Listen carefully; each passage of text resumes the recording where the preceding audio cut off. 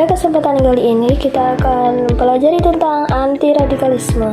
Sebelum itu, apa yang dimaksud dengan radikalisme?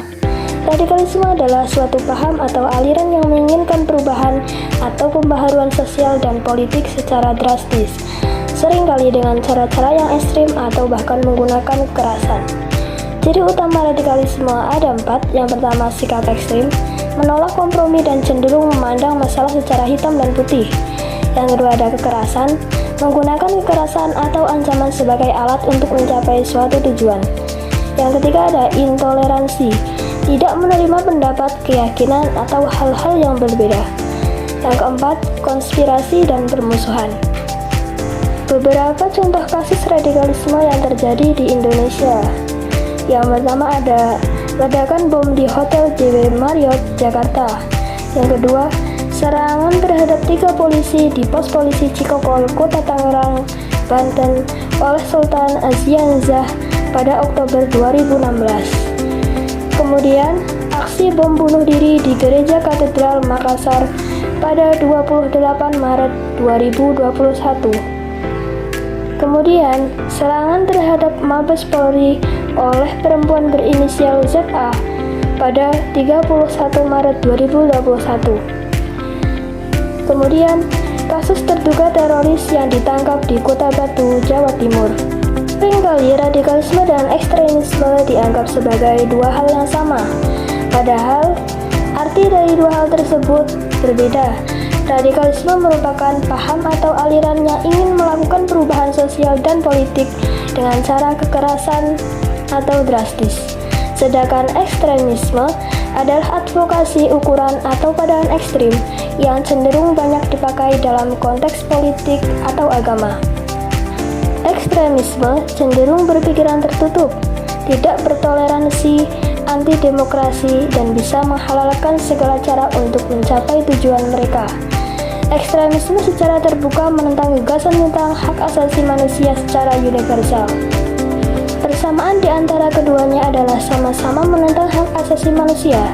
Namun, radikalisme dapat diartikan sebagai cara pandang yang detail terhadap sesuatu yang dapat menimbulkan semangat berpikir progresif. Terdapat beberapa faktor penyebab radikalisme. Yang pertama, faktor individu. Perasaan terpinggirkan, masalah identitas, trauma, atau pengaruh lingkungan yang ekstrim. Kemudian ada juga faktor sosial, ketidakadilan sosial, kemiskinan, diskriminasi, atau konflik agama. Kemudian, faktor politik, kondisi politik yang tidak stabil, kebijakan pemerintah yang semena-mena, atau propaganda kelompok radikal. Beberapa dampak apabila terjadi radikalisme seperti kekerasan, perpecahan, terorisme, dan pelanggaran HAM. Radikalisme memiliki dampak yang sangat luas dan merusak, baik pada tingkat individu, masyarakat, maupun negara. Dalam tingkat individu, radikalisme akan berdampak pada kerusakan psikologis, kehilangan identitas, konflik batin, serta potensi kekerasan. Kemudian, dampak radikalisme pada tingkat masyarakat. Radikalisme akan berdampak pada masyarakat seperti perpecahan sosial. Radikalisme dapat memicu perpecahan dalam masyarakat, terutama jika menyangkut isu agama, suku, atau ras. Dapat juga berdampak konflik horizontal. Konflik horizontal antar kelompok masyarakat dapat meningkat, bahkan berujung pada kekerasan. Ketiga, ketidakstabilan keamanan. Kemudian, kerugian ekonomi. Sedangkan dampak radikalisme pada tingkat negara ada berbagai macam. Pertama, ancaman terhadap negara. Kemudian, terorisme. Kelompok radikal seringkali melakukan aksi terorisme yang dapat menimbulkan korban jiwa dan kerusakan material. Ketiga, reputasi negara. Tindakan kekerasan yang dilakukan oleh kelompok radikal dapat merusak citra negara di mata dunia. Kemudian, beban negara. Negara harus mengeluarkan biaya yang besar untuk menanggulangi ancaman radikalisme, seperti biaya keamanan dan pemulihan pasca konflik. Secara ringkas, radikalisme merupakan ancaman serius bagi individu, masyarakat, dan negara. Dampaknya, yang merusak dapat membahayakan kehidupan, merusak tatanan sosial, dan menghambat pembangunan. Oleh karena itu, upaya Upaya pencegahan dan penanggulangan radikalisme harus menjadi perhatian bersama.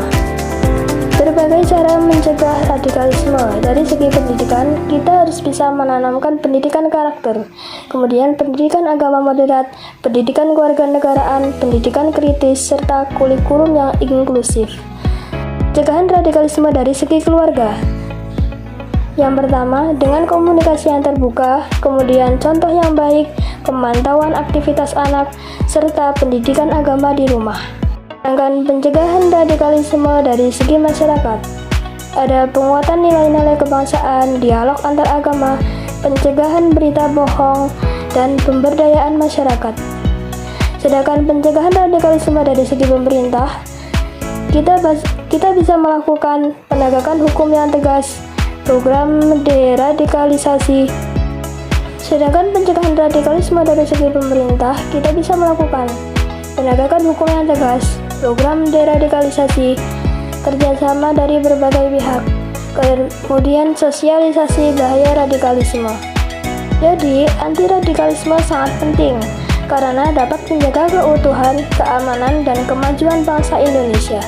Radikalisme dapat mengancam persatuan dan kebinekaan bangsa dengan menimbulkan konflik, kekerasan, dan terorisme. Beberapa manfaat dari anti-radikalisme ada menjaga persatuan dan kesatuan bangsa, menciptakan situasi yang kondusif di daerah, membantu pemerintah mengantisipasi radikalisme dan terorisme, dan memutus gerakan radikalisme dan terorisme. Sekian penjelasan mengenai anti-radikalisme. Semoga kita dapat menjaga toleransi, cinta damai, dan optimisme di antara kita.